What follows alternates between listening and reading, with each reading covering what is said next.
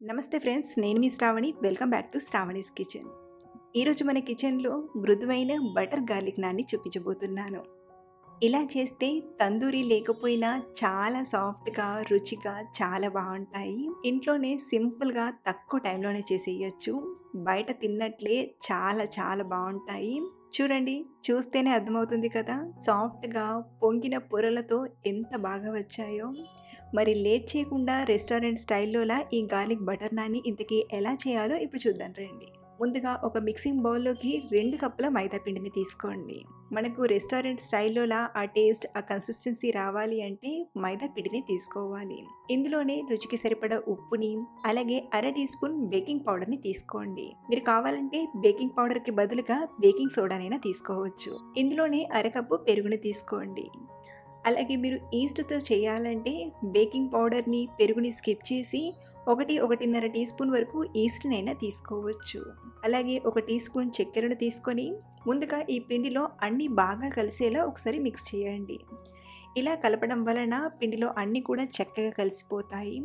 ఆ తర్వాత నీళ్ళను కొంచెం కొంచెంగా వేస్తూ సాఫ్ట్ పిండి ముద్దలా కలపండి. చూడండి, మనకు పిండి అనేది ఇలా కొంచెం స్టిక్ అవుతూ ఉన్నట్టుగా సరిపడా నీళ్ళను తీసుకొని కలపాలి. ఇప్పుడు ఇందులోకి 1 టీ స్పూన్ బటర్ని కానీ లేదా రిఫైన్డ్ ఆయిల్ని కానీ తీసుకొని బాగా కలపండి. ఇలా కనీసం ఒక 2-3 నిమిషాలు బాగా నీట్ చేస్తూ కలిపామంటే పిండి అనేది బరకబరకగా కాకుండా సాఫ్ట్ పిండి ముద్దలా వస్తుంది. చూడండి, ఇలా ఒక 2-3 నిమిషాలు కలిపేసరికి పిండి అనేది ఇలా సాఫ్ట్ ముద్దలా వస్తుంది. ఇప్పుడు గిన్నెకు కొంచెం ఆయిల్ని అప్లై చేసి ఈ పిండి ముద్దను తీసుకోండి. దీని వలన మనం నానబెట్టినప్పుడు పిండి ముద్ద అనేది మళ్ళీ గిన్నెకు అతుక్కోకుండా ఉంటుంది.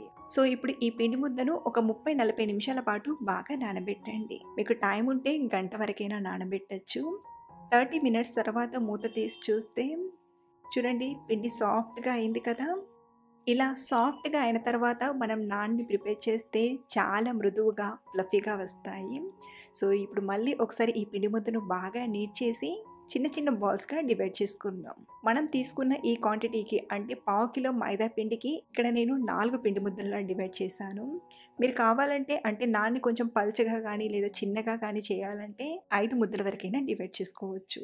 ఇప్పుడు ఒక్కొక్క పిండి ముద్దను తీసుకుంటూ మిగతా పిండి ముద్దలు ఆరిపోకుండా కవర్ చేసి నాన్ని ప్రిపేర్ చేసుకుందాం. ఇప్పుడు ఈ పిండి ముద్దను పొడి పిండిలో డిప్ చేసి లైట్గా ఇలా ప్రెస్ చేస్తూ కొంచెం పెద్దగా చేయండి. మీరు కావాలంటే రోలర్తో అయినా రోల్ చేసుకోవచ్చు. సో ఇలా కొంచెం పెద్దగా చేశాక అయితే మీరు ప్లెయిన్ నాన్లా ప్రిపేర్ చేస్తుంటే దీన్ని ఇంకొంచెం ఓవెల్ షేప్లో ప్రిపేర్ చేసుకొని పెంక పైన వేసి కాల్చైనా తీసుకోవచ్చు. బట్ ఇక్కడ నేను గార్లిక్ బటర్ నాన్ని ప్రిపేర్ చేస్తున్నాను కాబట్టి ఒలిచిన వెల్లుల్లిపాయల్ని తీసుకున్నాను. ప్రతి ఒక్క నాన్కి ఒక 2-3 వెల్లుల్లిపాయల్ని ఇలా గ్రేట్ చేసి తీసుకోండి. ఇలా మనం గ్రేటర్తో తురిమి తీసుకున్నామంటే చిన్న చిన్నగా చాలా మంచిగా ఈ నాన్లో కలిసిపోతాయి. అలాగే ఇందులోనే కొద్దిగంత సన్నగా తరిగిన కొత్తిమీరాకుని కూడా తీసుకొని బాగా ఫోల్డ్ చేయండి. ఇలా కొంచెం లోపలికి అన్నట్టుగా చేస్తూ రౌండ్ బాల్లా చేయండి. ఇప్పుడు మళ్ళీ కొంచెం పొడి పిండిని డిప్ చేసి రోల్ చేసుకుందాం. మరీ రౌండ్గా రోల్ చేయకుండా కొంచెం ఓవెల్ షేప్లో రోల్ చేయండి. ఇలా రోల్ చేసేటప్పుడు కొంచెం షేప్ని అడ్జస్ట్ చేసుకుంటూ రోల్ చేయండి. సో ఇలా ఓవెల్ షేప్లో రోల్ చేశాక మళ్ళీ నేను ఇక్కడ పైన కొంచెం గార్నిషింగ్గా కొత్తిమీర ఆకును తీసుకుంటున్నాను.